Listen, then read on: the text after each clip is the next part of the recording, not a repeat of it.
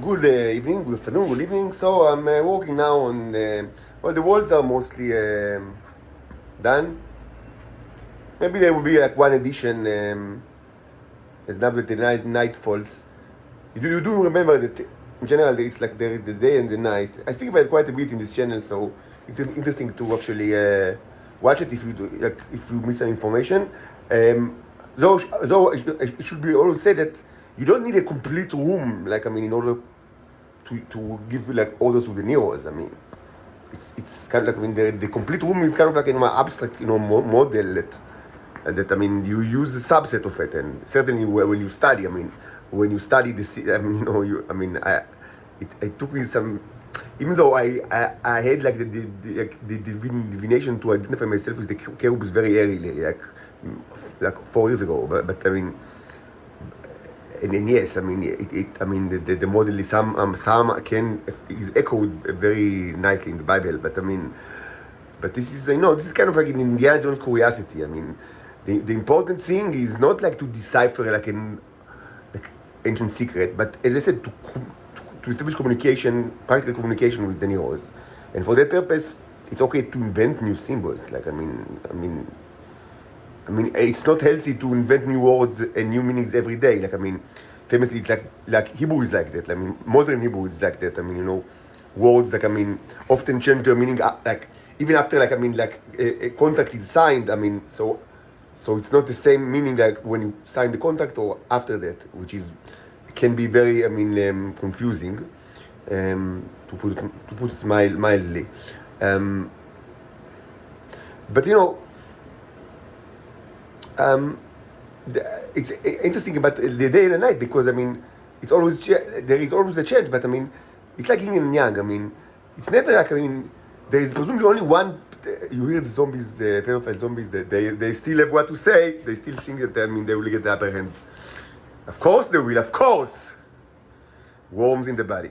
Anyway, so it's like yin and yang. There is like always a little bit of the night in the day and a little of the day in the night. Presumably there is like only 2 points where it's complete night or complete day. Midday and midnight, and and it's just it's like an epsilon size. Infinitesimal. It's virtually no time at all.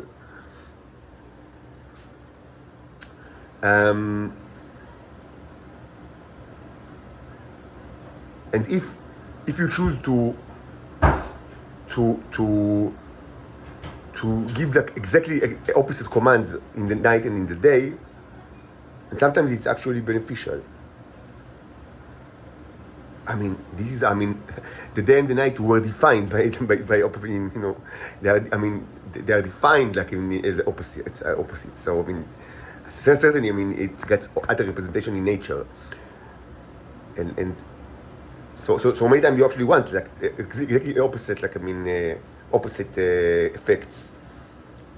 So this creates something in physics it's called noir harmonic, harmonic movement, which can be found in all sorts of in all sorts of unexpected places in nature.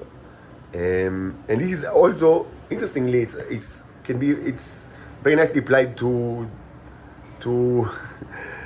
the realm of theology and the common punishment. But I've spoken about it. Past. Of course, it's kind of like a relatively new issue, and there is still much to be learned about it. But it's not very urgent. It is generally recommended to give different commands for the night and the day, and it took me some time to understand it because initially I thought that the whole thing doesn't apply to Earth. That it's kind of like a Venusian thing because they have very long nights, very long days. The day is longer than a year in Venus. It takes more time for the planet to spin around the axis than to spin around the sun. So because of that, the culture is completely it's like the most important aspect arguably of the culture. Is how to deal with the situation. So and of course they're completely different circumstances. So I thought, okay, so obviously it's for them, it's, I mean, they have, like, I mean, no, it's post-apocalyptic society, so they have the news, like, I mean, it's kind of like ancient technology, and they know how to use it to some extent, and it makes sense that there will be totally different commands for the night and the day. But I thought, I mean, I'm not sure, I wasn't sure, like, why is it, like, needed here, like, but I was wrong. Very quickly I understood that, I mean, this is also, I mean, almost, I mean, every kind of argument why it's needed in Venus is actually also true in Earth, even though the nights are tremendously, and the days are tremendously shorter.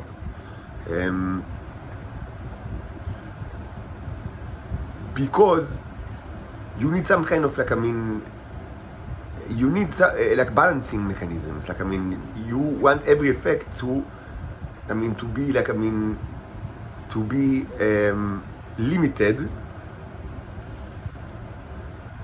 I mean, I remember I gave the example, like, I mean, it's like crime and punishment. I mean, okay, I mean, if the punishment is death, I mean, so it doesn't matter if it will, I mean, it will, like, I mean, you know, happen during the night or the day. I mean, because, I mean, so very soon it will happen, no matter where you are, you know, doing, you know, very soon it will be either the morning or, you know, or like evening. But I mean, if the punishment, I mean, is not necessarily death, or, I mean, or you want it to be gradual, and it's always gradual, so presumably, I mean, the person should have, like, an opportunity to repent, because otherwise, I mean, why do we need it to be gradual? So, and maybe repentance, I mean, is very difficult while the person is being punished. Maybe,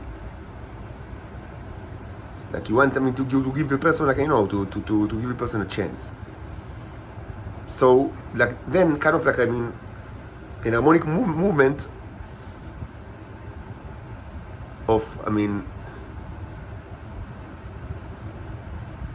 I don't have many examples, I mean, for such things that they jump into my mind, because I didn't thought about it actually. Just I don't know. I mean, just I mean, it's one of, like, the relatively new issues regarding the symbolic language, and it's got many theological implications. So I don't have many kind of, like, I mean, many examples that jump to my head. I mean, I don't know why. I mean, the most obvious maybe thing that comes to my head is the Ramadan. Like, I mean, because, I mean, it's not punishment. It's like, it's, but maybe, I mean, there is some kind. I mean, certainly it's some kind. I mean, not punishment like in you know, in the judiciary, like you know, interpretation. But I mean, certainly it's punishment, like, I mean, you know, in general, like, I mean, in the wide sense that, I mean, you punish the body, like, I mean, it's and of course it's kind of, you know, it's a long act of like, you know, of the people are I mean, limiting their pleasures in order to reconcile with God. I mean, and also to repent. So there, I mean, you know, famously, I mean, and in Israel, I mean, you cannot not see it, because, I mean, you know, there are many people in Israel, they observe the Ramadan. So I mean, you know, like, I mean, in my last arrest, like, it was like the second arrest. I mean, before I went into during April, so I was arrested again. So I spent maybe 10 days, like, you know, in jail, and, like, I mean, so it was Ramadan, and, I mean, so I mean, it dictates, I mean, the whole. So it's kind of like an example that jumps into my mind of, like, you know, the different, very different kind of, like, I mean, commands during the day and during the night. Because, I mean, it's not just, I mean, that they don't eat during the day, but they eat during the night. But, I mean, it's much more than that, because, I mean, they don't just eat during the night. They make, like, a whole, you know, they don't have to, but, I mean, mostly, and you can see it everywhere in Israel. You can see it, like, you know, in the most, like, you know, the fancy and rich, like, you know, Arab neighborhoods, and you can also watch it very well in jail, like, you know, in the bottom of the barrel, like, you know, in Nitzan, like, in rest house, which is, I mean, it's particularly disgusting. But even then, I mean, you can see, like, I mean, you know, the kind of, like, the lavishness of the nights. Like, I mean, even though lavish as lavish as it can be, like, you know, in a broke bottom rest house. But I mean, yes, they do whatever they can for the nights to be lavish. Like, I mean, not like the regular nights. I mean, I mentioned it because I don't have many, like, other examples that come into my mind. But sometimes, if the people are not repented or changed their way, the pendulum, the harmonic movement or pendulum movement, pendulum is also harmonic, by the way, but I mean, it's just pendulum is a specific case of harmonic movement.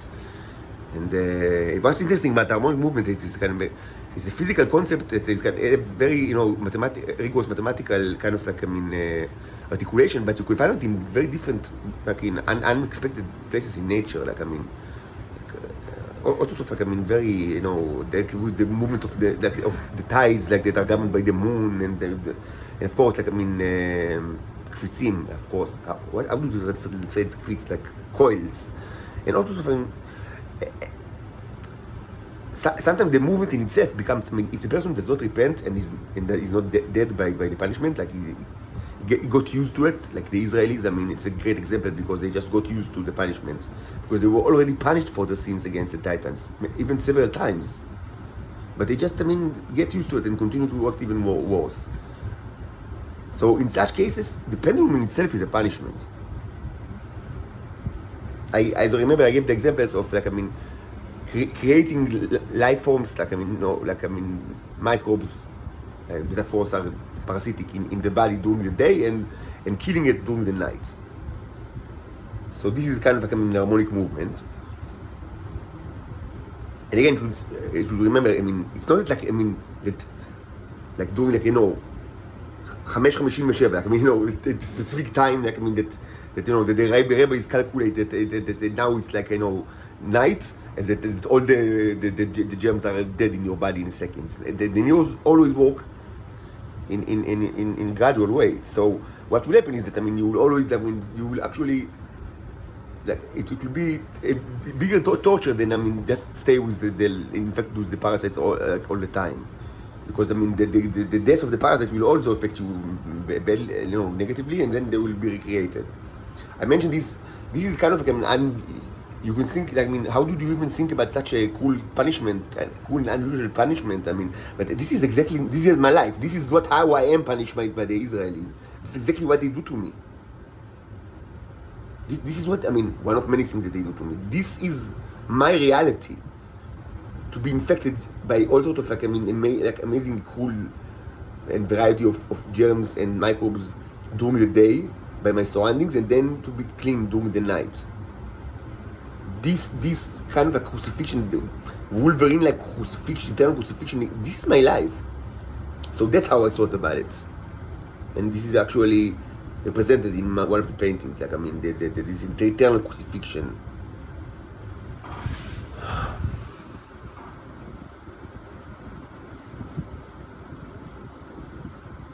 I got carried away.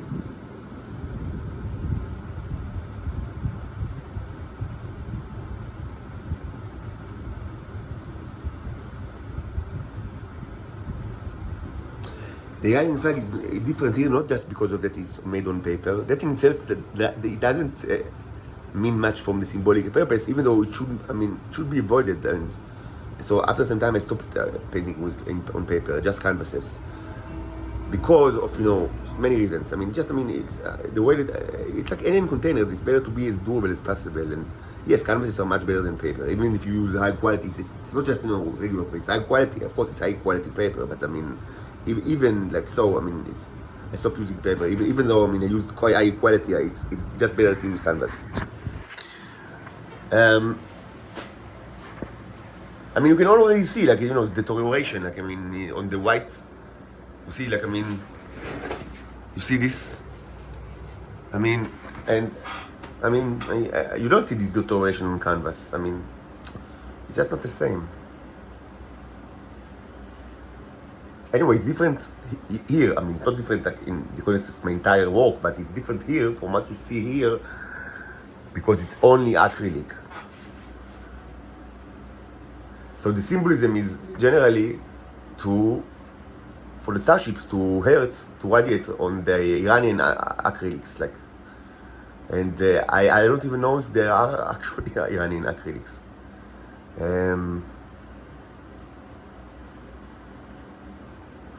This, of course, is a day. It's like a day symbol, which means that it will be much more active during the day. and unless there is, and so if there is like an opposing sign on the other wall, it will be used during the night in case it's darker, and if there isn't, it will be also applicable during the night, but to a much lesser extent. As I said, you don't need the complete arrangement, like, I mean, in order for the symbols to have effect. Just, I mean, it just gives you, more options, additional options.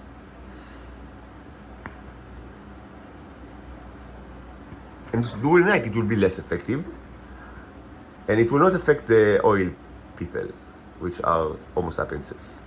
I'm not even sure that there are actually non-oil, like, I mean, actually in Iran. I'm not sure, because, and I spoke about it in one of the latest sagas, I mean, just not long ago, like in the Slut saga or something like that, I mean, about, like, all the horse that,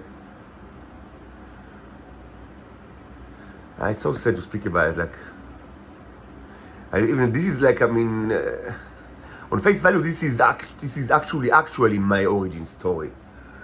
But as I said, and it's worth mentioning again, I always understood that my origin story, I mean, is not dictated by human affairs, but by the divine sphere. Like, I mean, and nobody knows my origin story besides, I mean, I need to figure it out. I mean, and this is not something that specifically relates to anything that happened in Earth. Like, I always quote Martin Buber, like, saying that, I mean, that God chooses, like, who will be his daughters and sons. It's, I mean, God is omnipotent, and it's within his power to just choose, I mean, that this is my daughter and this is my son, and then it's his son and daughter, and if God chooses, I mean, and says this is it, so this is it, and I mean, nothing that happened in the world before that, I mean, can change it. I mean, it's of course this, you can pry into the biographies of these people, but I mean, it will not, like, supersede the definition of God, because when God defines something, it is like that by definition.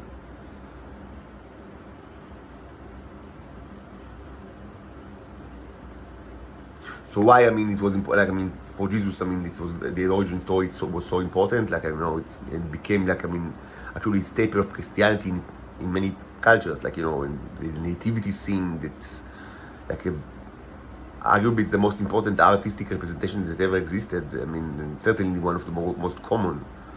So, I mean, because God wants people, I mean, that doesn't want, like, to make it difficult to people, like, I mean, and so God knows people, so I mean, they need, like, I mean, many times they people require, they need it, like, they like the superhero origin stories, and they certainly, if it's accompanied with art and sculptures and paintings, and because that's how humans are, and I mean, okay, I mean, it's not the worst thing that you can say about humans, actually, and so this is done for humans, but it's not necessary at all. I mean, the origin story of Jesus and the nativity scene in general, I mean, it's something that God, like, gave humans, because, so, I mean, they will, like, I mean, it will be easy on them, but it's not super important in itself.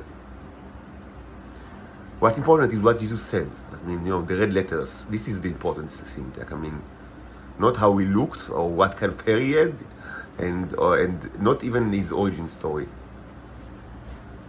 and not the nativity scene, which is so common in art. What's important is the words. What's important is the word. And you cannot separate the person from the words, from the red letter, font.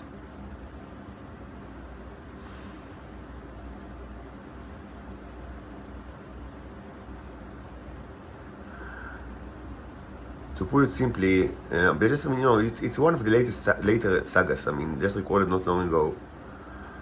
And I thank God that I understood it very lately in the process, because it's not that, because if I would have understood it very early, it would have, like, I mean, perhaps, like, I mean, direct me into all sorts of directions that are not important. Like, I mean, it's so it was beneficial for me to learn about these things like at a time that they were not very important, because I understood that the larger context is more important than the specifics. But generally, I mean, the question of like, I mean, that is presented in the previous video, like short video of like, I mean, so I mean, where are the acrylics?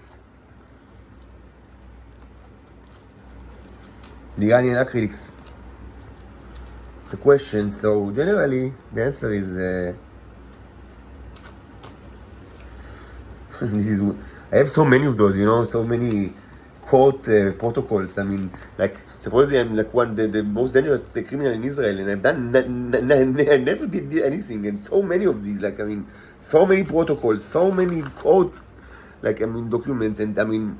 Sometimes you ask yourself, I mean, I don't even remember what are they accuse me for? I mean, like, you know, it's kind of a cliche to say Kafkaesque, but this is Kafkaesque. I mean, so many papers, so many social workers, so many lawyers, and I don't know. I don't even remember what. I mean, does anybody even remember like what actually is the accused of? Because long ago they stopped speaking about it. Like it was like. It was presumably a very minor issue that, I mean, people only, like, you know, the system only was occupied with that very early. But, I mean, since then, I mean, everything is, you know, nobody speaks about it at all. It's supposedly just about, I mean, but the process that I'm ongoing or participating or not participating, and why do I not participate, and what can make me participate in the process, that, like, you know, the rehabilitation. But I mean, what about the crime? Do you remember that, I mean, supposedly I should have like committed a crime like more than a year ago? No, but I mean, everybody knows that you didn't do anything at all. I mean, it's just, you know, it's pretext for your rehabilitation. From what? From not being the whore of the Shabak. It's something you should be rehabilitated from. But I don't want to be a whore of the Shabak. That's why you need rehabilitation.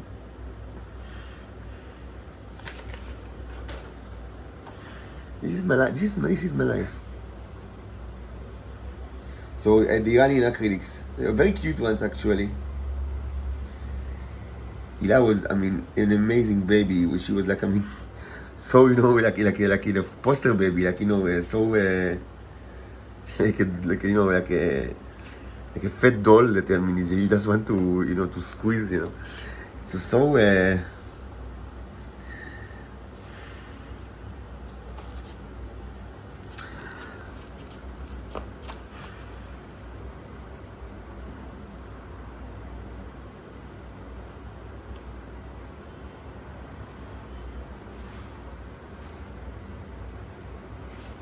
I'll tell you something about the Iranians. I don't know much about Iran. It wasn't my interest at all. Very lately, like even in this journey, I understood that there is kind of like an aspect to the issue that regards to the Iran. I mean, I did understand pretty quickly that there are other gates, not only in Israel, and that one of the gates is actually in Iran, and the Iranians know about it. Like, unlike the Americans that, according to my estimation, don't know about their gates.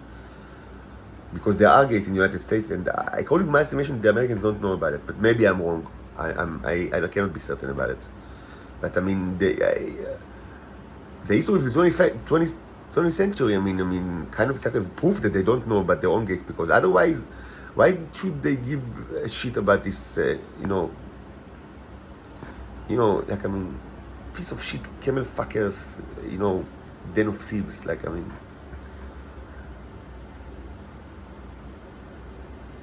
I think in California, even though it's a big place, so I mean, it's not like I give you a GPS, you know, location.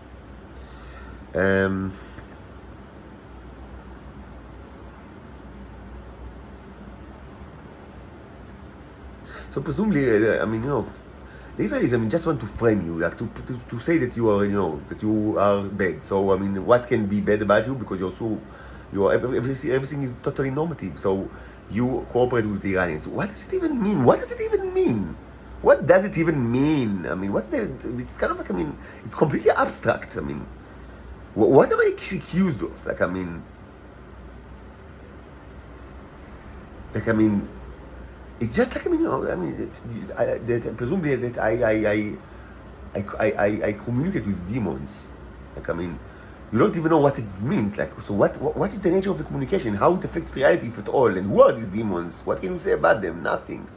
Yes, but I mean, even if for you it's not like the big of a deal, you need to understand that there is like social impact. And I mean, and how can you raise your daughters? I mean, how can you educate your daughters while you do such a thing? I mean, you will certainly, I mean, educate, like, you know, the younger generation in a very bad way, because not only you believe in demons, but also you have daughters, and you cannot keep, like, you know, keep your joint custody arrangement while you communicate with demons. You will not. I mean, I mean, you wounded younger generation, and moreover, I mean, so you should be incarcerated and not be in touch with anybody, certainly not your children, and even and then I mean, you should be executed.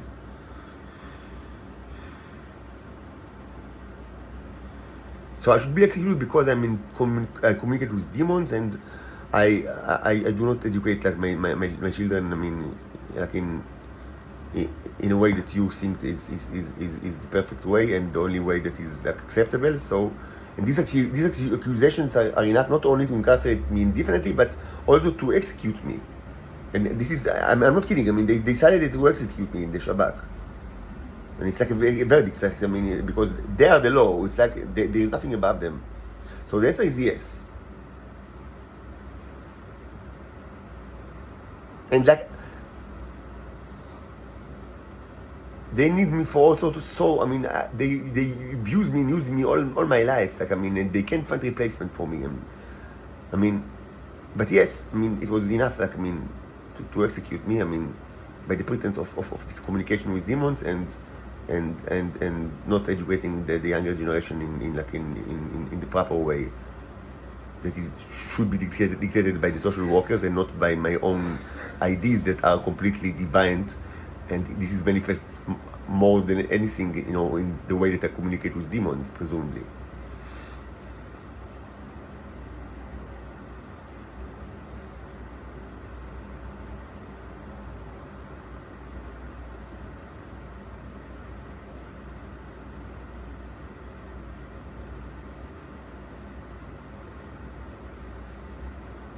The only difference is that if I had like, you know, like a student, like a rich student, like I mean, with connections, you know, that would have like I mean said like I mean to arrange me and like to arrange that I would be escape, of course, with my daughters from this prison, like outside, like I mean to another place where these draconian laws would not be applied to me. I mean, in my case, I mean, I would say sure. I mean, let's do it right now. Like I mean, why are we waiting for Christmas? But I don't have any student, and certainly not rich and powerful ones that can arrange for my escape and my daughter's escape. So I'm still in this prison, waiting my execution. Anything they speak about, I mean, only makes me more angry. So regarding the Iranians, I mean, the Israelis are so stupid. I mean, what does it even mean? What does it even mean? What does it even mean? Like, I mean, what do you think it means? What are your conceptions? What do they mean? What do they even mean? I would say that something interesting happened in Iran, and I don't really understand. And this is actually something that was like an investigating, like, you know, was understanding to. Because I mean, in the general way, I very quickly understood and spoke about it even years ago that yes, I mean, they cooperated. I mean, I spoke about, I mean, many things that turned out to be true and even pertinent to my specific origin story. But I understood it very lately, like yes, that they cooperated with the Israelis tremendously. I mean, specifically, really, with regard to operating the gates, and that the rule of the Shah was evil, and after the revolution they changed their ways, and of course they were also punished, because I mean everybody that ate the tea was punished, and of course they ate the tea in tremendous extent. But I mean things changed, I mean, after the revolution, and many things change, but I mean, de facto, I mean, they eat less teeth than, I mean, so they are not, I mean, punished by the radiation cycles, and the Israelis, I mean, keep being punished by it, I mean, more than ever, but I mean, they don't change.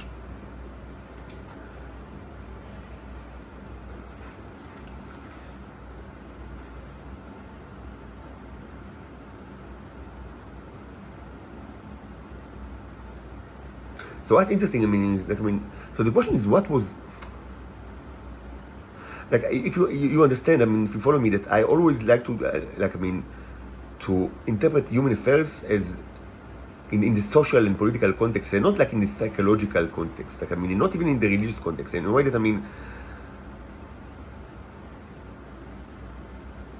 what does it mean, like a religious revolution? I mean, it's not that people weren't Shia before that. I mean, it was the main religion, really, or that there was Zoroastrian, like, you know, and then turned to Shia Islam, like, you know, 1979. This is ridiculous. They were all mostly they were all, I mean, overwhelmingly Muslim Shias before the revolution and after the revolution. It wasn't a change in the religion, so it was a change by. So the nature of the change is actually not that easy to define, and in order to understand it, you need to understand the history of Iran, and something that I don't like have any knowledge. But this is interesting because it's a modern example of a change in direction that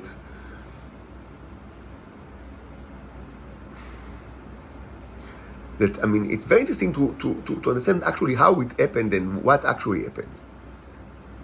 Look, I mean, the idea that the Shah, even though he was evil, the idea that he was like, I mean, you know, evil dictator that presumably was instated by the Americans during the 1950s as part of yet another colonial, you know, plot of the West against everybody else. Like another white man, you know, greedy adventure, which was so common, I mean, throughout history, and you know. So I mean, this is true on the surface level. Yes, it is true, but it's not the deep truth. Because the essence of the Shah was not the fact that, yes, he became like relatively young, you know, ruler of a huge state with huge oil reserves, presumably, and then, I mean, you know, he presumably cut like a deal with the Americans, you know, regarding the oil, like, you know, they're cutting the oil, not their cut actually, but they were mediators, but I mean, they were the European cuts, I mean, in the oil production. Of course they didn't deserve it. Of course, I mean, the Iranians were completely true that, I mean, that they deserve 0%. I mean, and now I would say most people would find it evident. Like, I mean, it's the same like in the Suez Canal crisis that happened around the same time. That, I mean, today everybody would have said that, I mean, Nasser was right. Like, I mean, you don't need to be anti-Israeli to say it. Like, I mean, or anti-French or anti-British, because it just makes sense. Like, I mean, it's their work, their money, their people, their land, their assets. I mean, why should any percentage would need to go like to rich people in the West? This is ridiculous. But yes, I mean, it started is kind of like, I mean, you know, is pretty long tenure in very bad way. Like, I mean, and this, I mean, you know, the way that you start, it often signifies for the future what's going to happen. And what's going to happen is bad. It's very bad. It wasn't like a good time for Iran. I mean, even though, I mean, you can watch, you know, on the internet, also to, like, I mean, you know, photographs of, like, presumably how great it was in Iran during the time. Yes, see all those good-looking women on the beach with bikinis, and I mean, today they are presumably all wear black burqas and are so sexually repressed, and so, I mean, no, I mean, you know, people, I mean, that's one of the problems with Homo sapiens is that, I mean, they just use their eyes all the time, but they don't use the brain and not the ears, just the eyes, just, I mean, how it looks to us. Like, I mean, and even people that, I mean, like the intelligence services that, I mean, they are overwhelmingly occupied by in the work of fabrication of visual material. That, I mean, they all day and all night, for many times for decades, just work in assembly line that of fabricating visual artifacts, and yet when they want to learn something about reality, they will always almost exclusively use visual artifacts, even though they work in the fabrication of this material. It's like, I mean, not just selling ice to the Eskimos, but also from time to time leave your station in the Eskimo kiosk and go stand in the line to this very same ice shop. Like you forgot that you actually run it and now you want to buy ice, and so you stand in line, like, you know. I mean, what?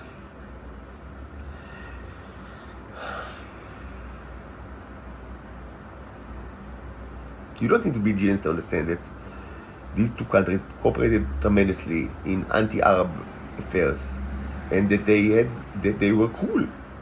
Certainly, the coolest were always the Israelis, but they were both cool. So this was a cool society, and not any amount of like women, presumably smiling women in bikinis. I mean, from the 60s or the 70s. I mean, could change the basic facts that this was a society that, like the Israeli society, I mean, was secretly occupied in clandestine operations that were evil in nature. And also, the ruler was I mean, stated like during the 50s in a very disgusting way. Like, I mean, by as part of like kind of, you know, an economic like it's a deal, like, you know, that, and he also received like $10 million, something like that. I don't remember how much money, but I mean, it's totally disgusting. Like, I mean, but even in itself, it wasn't the worst thing. Like, I would say, I mean, if a ruler, I mean, he comes to power in a very disgusting way, but then, I mean, you know, miraculously, like he becomes like a very moral, ethical ruler, and, you know, and tries to act in the most ethical ways. And I mean, so fine, okay, whatever. I mean, we can forgive him for how he came. I mean, but generally, it's not what happens, and it's certainly not what happened in Iran. I mean, he came to power in a disgusting way, and as it is, I mean, he shaped the country in a very bad way.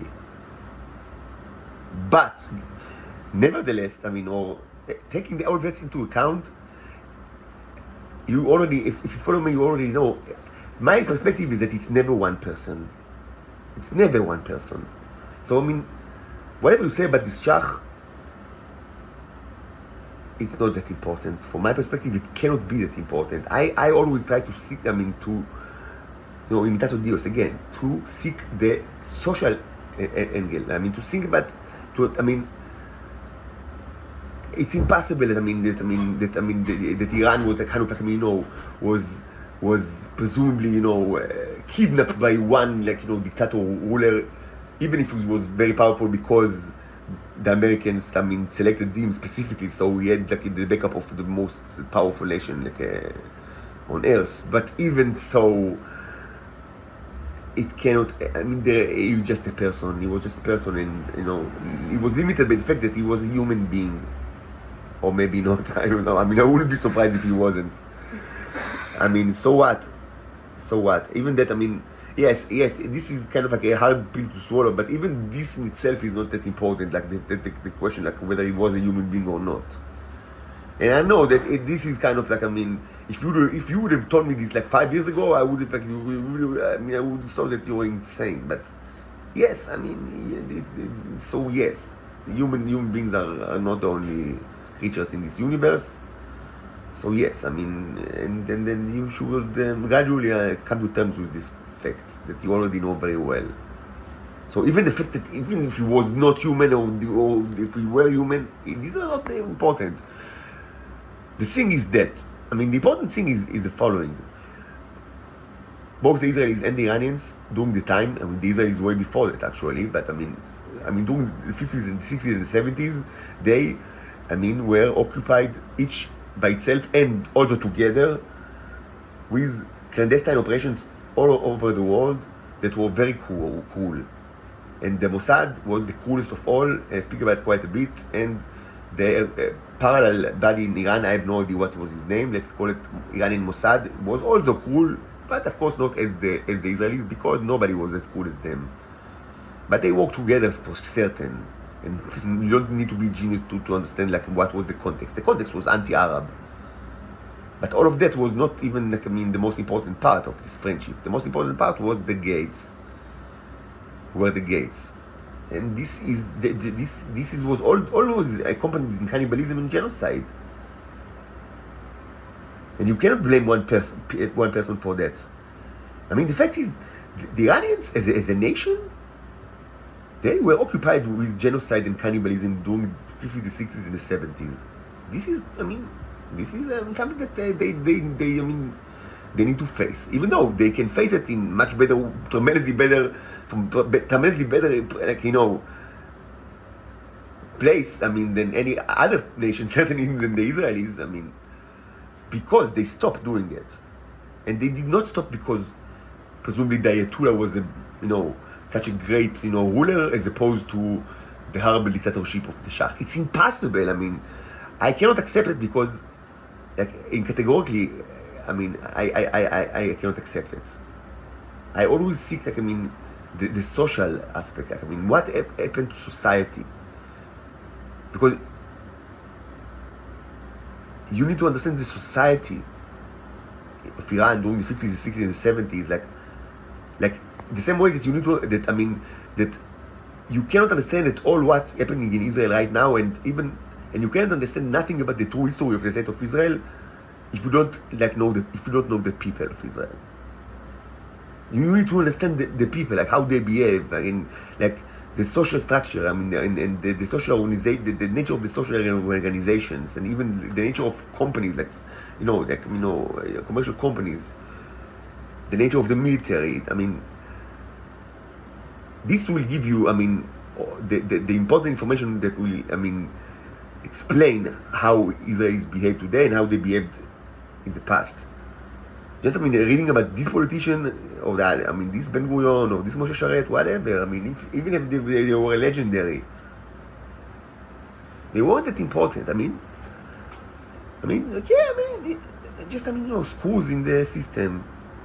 By the way, that's why one of the reasons why, I never speak about Bibi, people always speak about Bibi, poor Bibi Sham. And you never find, I never speak about Bibi at all. In the past, while I was still, part of society and not like a monk, and prosecuted by everybody. So in the past, up until 4 years ago, something like that, or even 3 years ago, 2 years ago, depends how you count.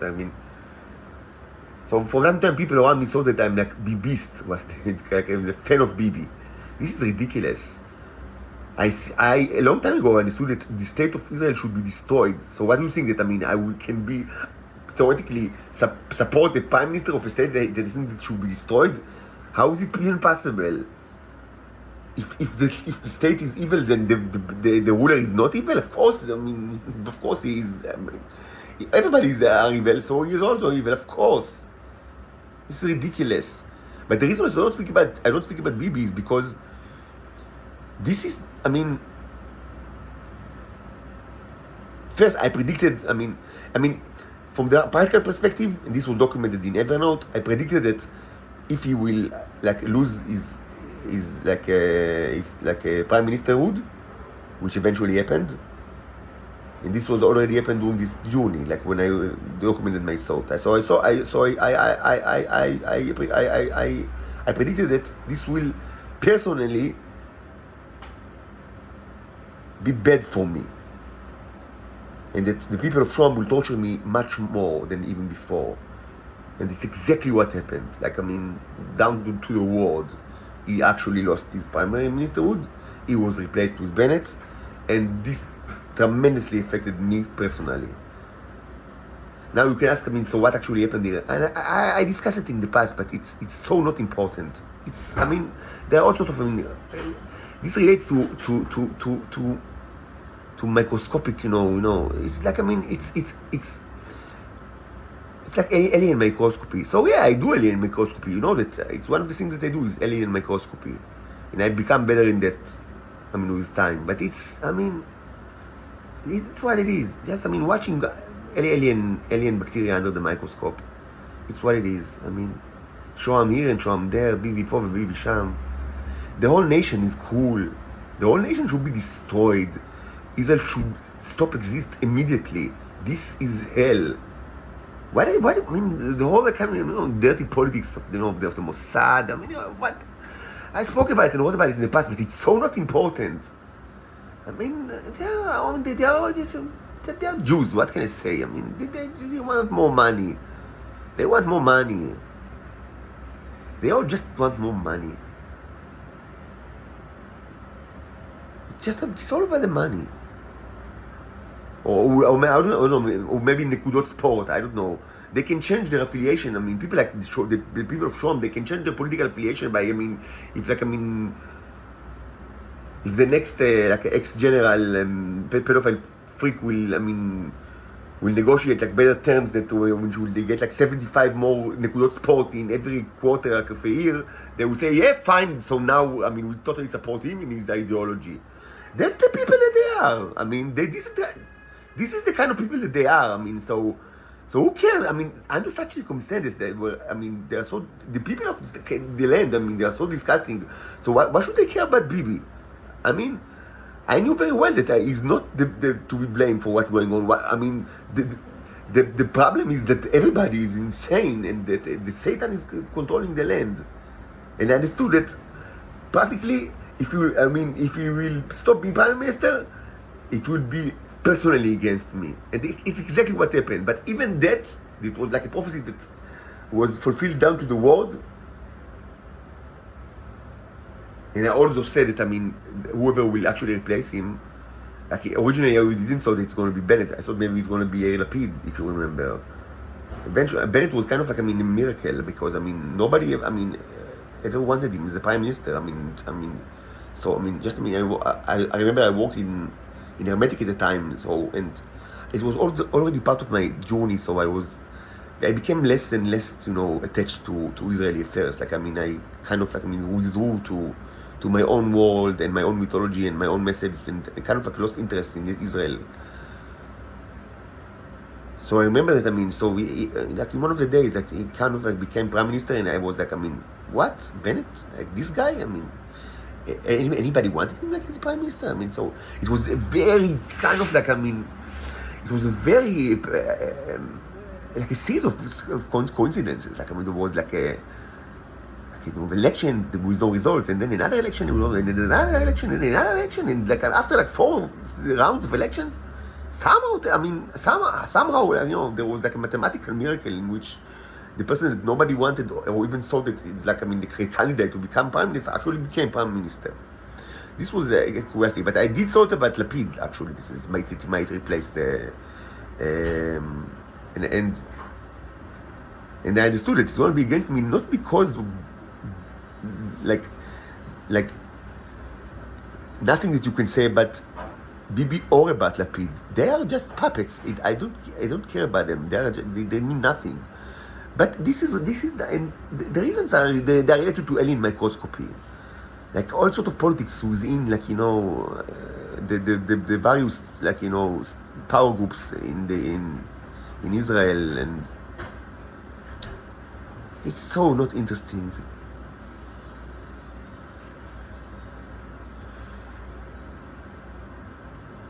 The problem are the people. That's the problem. The people are disgusting.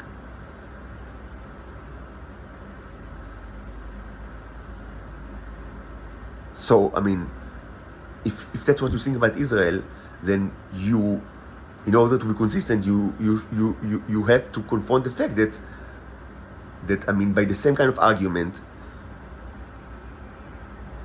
it should be, the logical conclusion is to say that the Iranians, at least the 50s and the 60s and the 70s as a nation, were also disgusting.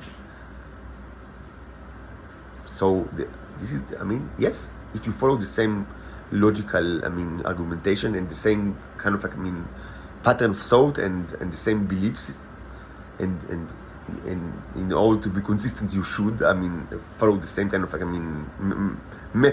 general method of thought. Then yes, this is the conclusion. This is a conclusion. This is a conclusion that is certainly, it stems from evidence and from general outlook, that I stand by this outlook, and yes, this leads you to confront the fact that these people are also disgusting as a nation, not this Shach or this dead Shach or whatever Shach. Now, the most disgusting of all Iranians were certainly the top level, operatives of the intelligence. I don't know what was its name. And interestingly, and this is described in the Slat saga, these disgusting creatures, so where are they today? Where are they? Did they die? No, they did not die. They are right here, literally right here. This is such a disgusting... So this is my true origin story, and it's absolutely disgusting. The only interesting thing, and I will finish with this kind of statement, is that, again, if you follow the same, paradigms of interpreting reality and judging reality, you should come to the conclusion that, yes, the Iranian people were disgusting during the 50s, the 60s, and the 70s, but starting the 80s, they became less disgusting, much less disgusting. So what actually happened? You cannot, and again, I categorically, I cannot accept the fact that it was that Ayatollah or the other Ayatollah. No, it cannot be. You cannot. You cannot put it on the leaders. The leaders are even if it's like Louis XV, absolute monarch. Even him, he was. Most of his life, most of his hours were. During his life were occupied with trying to appease all sorts of powerful people in France, because this is how politics is happening. Even the most presumably absolute monarch, a person that presumably has the most power of all rulers or heads of states, even he is most of the time what he's doing is trying to appease the people below him, the various power groups, to balance between, because this is politics, and it was always been like that. And it doesn't matter if it's like a dictator or like in North Korea style, or if it's president like in American style, or prime minister like in the British model, which is also the Israeli model, or any other model. That's how politics is always have been. That's the way it is. So the question is, don't pay attention. They like noise in this place in the earth. They really, it's always so noisy. Always like sirens or alarms or bombs or missiles. You cannot concentrate here. You couldn't think. Sometimes you just want to think and you just want to be in your room. I have nothing.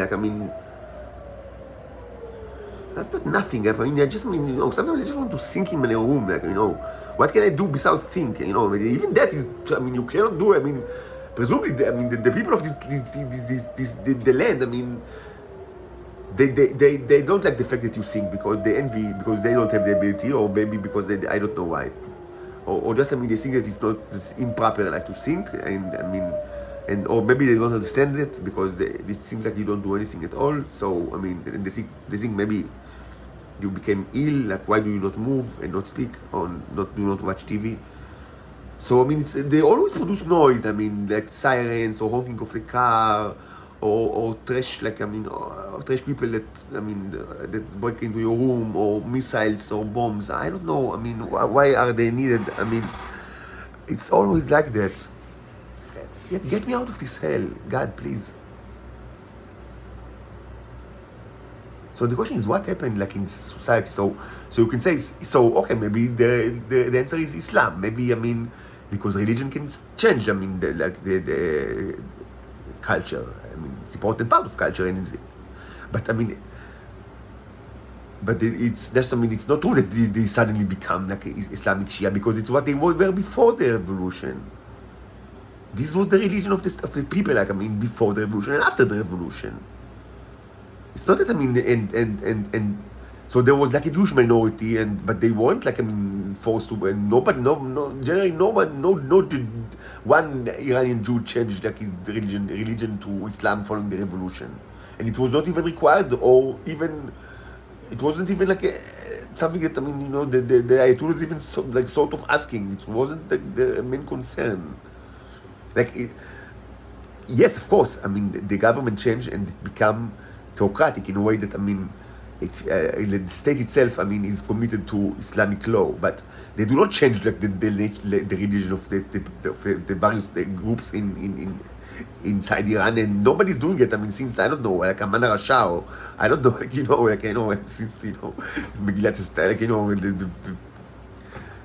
the King Xerxes, Hashverosh.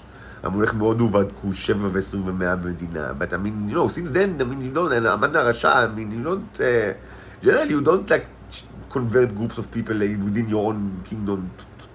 It's just not something they don't do it.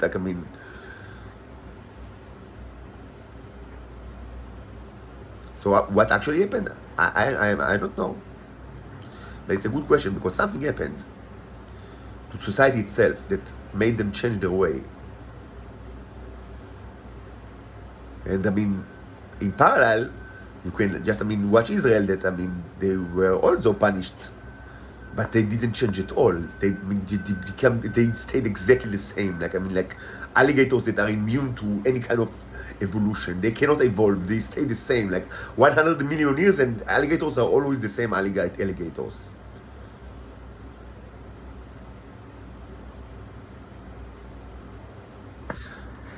So let's end here, and maybe later I'll speak about the son of the mother mythology.